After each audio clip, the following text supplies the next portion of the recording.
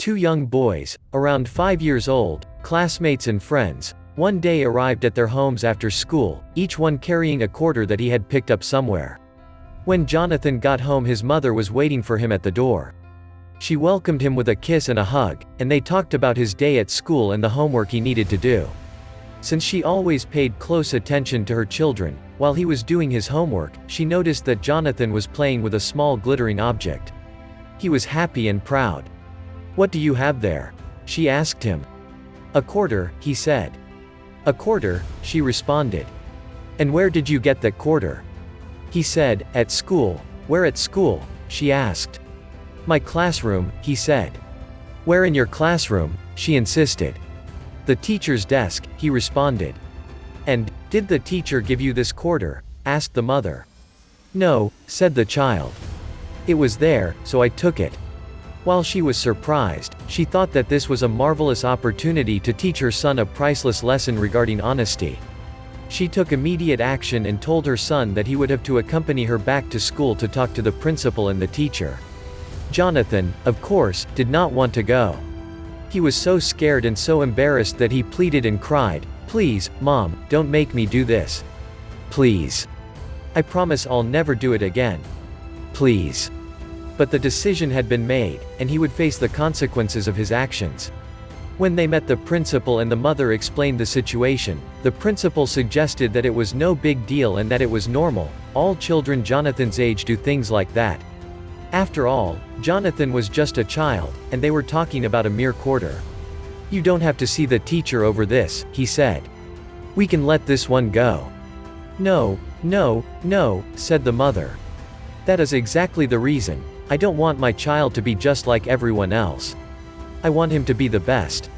We absolutely must see the teacher, and we must do it immediately, because this kind of behavior is not what we teach in my family. It is something that we do not allow, and it must be corrected right now." As they walked towards the teacher's room, Jonathan felt like he was going to meet some kind of monster. A drop of cold sweat drew a line down the side of his face. His legs felt heavy, his hands were slippery, his stomach was tied in a knot. He felt like they had been walking for a mile until they reached the teacher. Jonathan was so very embarrassed and scared that he tried to hide behind his mother. But she sent him to the forefront and had him stand before the teacher, saying, "Sir, my son has something to tell you." For a moment, Jonathan remained speechless. He was unable to look at his teacher in the eyes when he finally found his voice and told him that he had taken his quarter. He said he was very ashamed and that he would never do it again. Jonathan returned the quarter to its rightful owner. The apology was accepted, and they went back home. This was far and away the most uncomfortable and painful experience Jonathan had ever had in his entire life. Later that day, when his father got home and found out about what had happened, he was sure it would be even worse. So he waited for the longest 2 hours of his life until his father arrived home. After finding out what his son had done that day, it was a big surprise for Jonathan when his father came over to him and gave him a huge hug and told him that he was very proud of him, not for his mistake, but for having the courage and integrity to face the consequences and correct his error. Jonathan was so happy. He would never forget the suffering he went through that day and later the satisfaction of making his father proud. He learned an invaluable lesson and never again took anything that was not his without permission, and when he made a mistake, he always confronted the consequences. On the other hand, that very same day, at around the same time that he did, Jonathan's friend and classmate Robert arrived at his house, bringing along the quarter he had taken from the same teacher's desk. Things were a bit different at Robert's. His father was at work, and his mother was busy, as usual, watching television when he arrived. So, he went to play with his toys and the quarter. The following day, as they prepared for school, Robert's mother noticed him playing with the coin, so she asked him where he had gotten it. "It's mine," he said. "I found it at school." "Are you sure it doesn't belong to someone else?" his mother asked him. "No," he said. "Are you sure?" she asked again. "Yes," he said. "I just found it when I was playing." She felt that perhaps this was not the entire truth, but she really was in a hurry because she had many things to do that day, and, besides, it was only a quarter, so she said, "Okay." So, Robert was able to take the teacher's quarter without facing any consequences, and he went about his business as if he had done nothing wrong.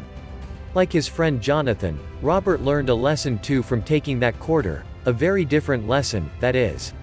He learned that he could make up a good story and avoid facing the consequences for his improper actions.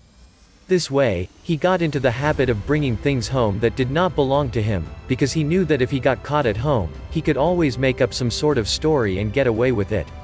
Besides, his parents were always busy doing other things, so they would not question him too much.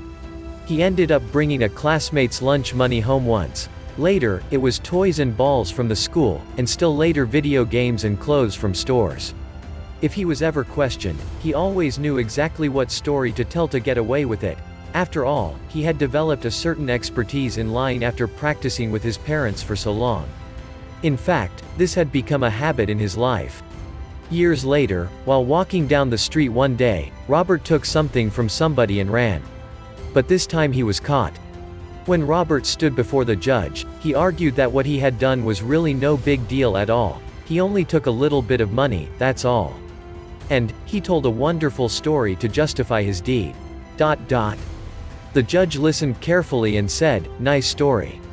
Robert felt relieved and thought that once again his storytelling had saved him, but the judge added, "But I don't believe it," and sentenced him to 10 years in prison. While Jonathan became a leader and a credit to his parents, Robert's parents never went to visit him, they were just too embarrassed.